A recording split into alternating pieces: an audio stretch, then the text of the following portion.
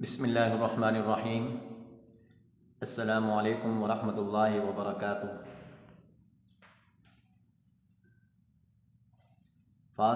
O level 3 ہمارا سبق جو چل رہا تھا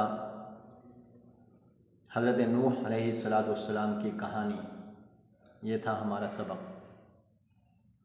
اللہ رب العزت نے اس دنیا میں لوگوں کی ہدایت کے لیے، لوگوں کی فلاح کے لیے، لوگوں سے گندی عادات اور بری عادات کو نکالنے کے لیے انبیاء کرام کا سلسلہ جاری فرمایا۔ انہی انبیاء کرام کے سلسلے میں سے جو انبیاء اس دنیا میں آئے، انہی میں سے ایک نبی، ایک پیغمبر اور رسول حضرت نوح علیہ السلام بھی تھے۔ نوح علیہ السلام اس دنیا میں آئے، 950 سال تک انہوں نے دعوت و تبلیغ کا کام جاری رکھا۔ ان کی اقتداء کرنے والے، ان کی بات کو مان کر ان کی ہر بات پر ایمان لانے والے، ان کو اللہ کا نبی سمجھنے والے، اللہ رب العزت کے احکامات کے تابع داری کرنے والے کچھ ہی لوگ تھے، تقریباً 40، 50 یا 80 کے قریب لوگ تھے جو ان کی دعوت پر قبول کرنے کے بعد ان پر ایمان لائے۔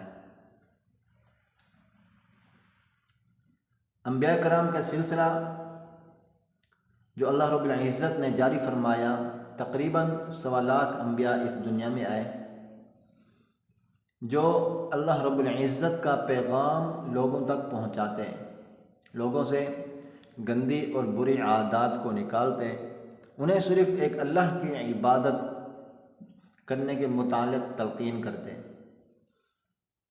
جس قوم میں جو برائی ہوتی، جو گندی عادات ہوتی، جو مشرکانہ ان کے اندر رسومات ہوتی، عادات ہوتی، انہیں نکالنے کی پوری حد الامکان کوشش کرتے۔ تو بات ہو رہی ہے حضرت نوح علیہ السلام کی۔ تو نوح علیہ السلام نے بھی اللہ رب العزت کے پیغام کو لوگوں تک پہنچایا، دعوت و تبلیغ کا کام جاری و ساری رکھا۔ جو ان کی مان کر چلے، جو ان پر ایمان لائے، وہ کامیاب ٹھہرے۔ جو نوح علیہ السلام کی جو لوگ تکذیب کرنے والے تھے، جو ان کی باتوں کو مان کر نہیں چلے، وہ ناکام ٹھہرے، اللہ کے عذاب کی گرفت میں آ گئے۔ تو نوح علیہ السلام کی کہانی، اس سبق کی ہم نے ریڈنگ کی، آپ کے ذمہ لگایا تھا، آپ سے کہا تھا کہ آپ نے اس سبق کی ریڈنگ کرنی ہے، نوح علیہ السلام کی سیرت مبارکہ کے متعلق پڑھنا ہے اور جاننا ہے کہ کس قدر انہوں نے اذیتیں و مشقتیں جھیل کر لوگوں کی ہدایت کے لیے کام کیا، اور جو ان کی باتوں کو جھٹلانے والے تھے ان کا کیا انجام ہوا، ان کا کیا حشر ہوا، کس طرح وہ اللہ رب العزت کے عذاب کی گرفت میں آئے۔ جو تکذیب کرنے والے ہوتے ہیں، چاہے وہ انبیاء کے قریبی رشتہ دار ہی کیوں نہ ہوں، بیوی بچے ہی کیوں نہ ہوں، وہ بھی عذاب سے نہیں بچ سکتے۔ تو اس سبق میں نوح علیہ السلام کا بیٹا بھی تھا، رشتہ داری بھی کام نہ آئی، انہوں نے اللہ رب العزت کے احکامات کو جھٹلایا، ناکام اور نامراد ٹھہرا، وہ بھی عذاب سے نہ بچ سکا۔ نوح علیہ السلام نے ان کی اصلاح کے لیے بڑی محنت کی، آخری وقت تک جب عذاب بالکل سر پر تھا، بالکل قریب تھا، لوگ کشتی میں سوار ہو رہے تھے، تو نوح علیہ السلام نے اس وقت بھی کوشش کی تاکہ ان کا بیٹا عذاب سے بچ جائے۔ عذاب سے کیوں نہ بچ سکا کہ اللہ رب العزت اور اللہ کے نبی کی اس نے تکذیب کی، ان کی دعوت کو جھٹلایا، اللہ کے احکامات کو پس پش ڈالا، تو وہ بھی عذاب سے نہ بچ سکا۔ یہ تھا ہمارا سبق، اور آگے اس سبق میں کچھ الفاظ ایسے ہیں جو مشکل الفاظ ہیں، ہم نے ان الفاظ کو اپنی کاپی میں اتارنا ہے،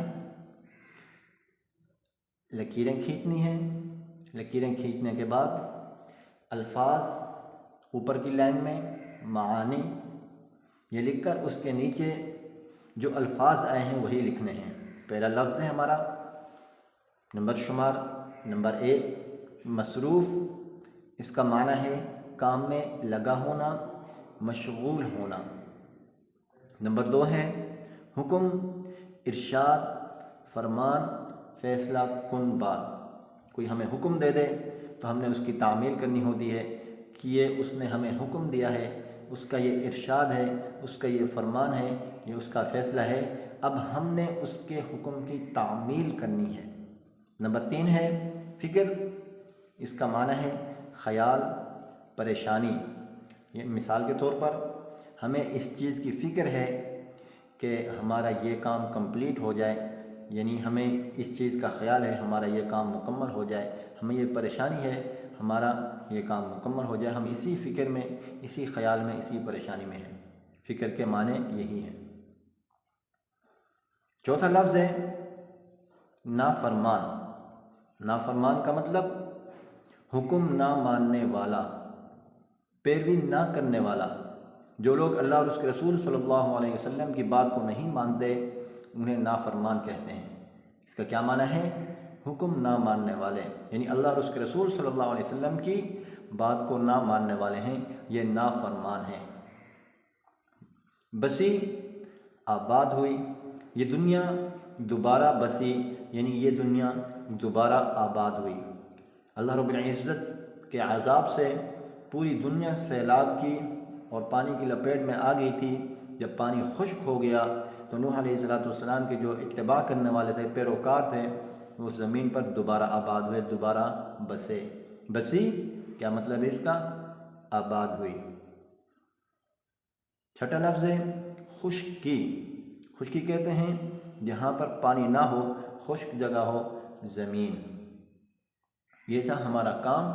اس کام کو الفاظ اور اس کے معانی تھے جو مشکل لفظ آئے ہیں اس ہمارے سبق میں، اس چیپٹر میں، وہ الفاظ یہاں دیے گئے ہیں، تو ہم نے اپنی کاپی میں اسی طرح اتار کر ان کو یاد بھی کرنا ہے تاکہ ان مشکل الفاظ کے معنی ہمیں آسانی کے ساتھ آ جائیں۔